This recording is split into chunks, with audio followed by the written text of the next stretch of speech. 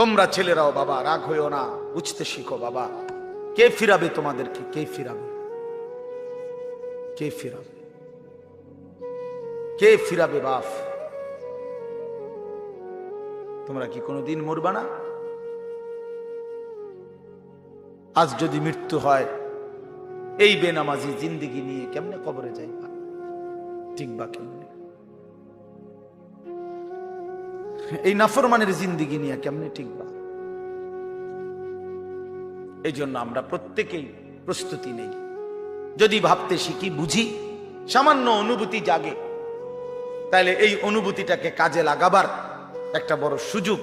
পিছনের গুনাহ মাফ করে নতুন করে নিজেকে আল্লাহর ইবাদত, ঈমান, আমলের দ্বারা সজ্জিত করার একটা শ্রেষ্ঠতম সিজন, মৌসুম আসতেছে, সেটা হলো মাহে রমজান। মাহে রমজান বড় বেশি সুযোগ আসতেছে।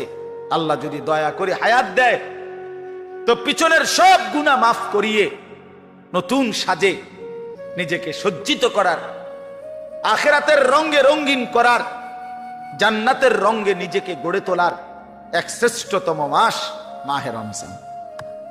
রমজান মানে অন্য কিছু, রমজান মানে ভিন্ন কিছু। রমজান মাসে মানে নিজেকে বদলানোর মাস। রমজান মানে নিজেকে পরিবর্তনের মাস। রমজান মানে নিজেকে আখিরাতের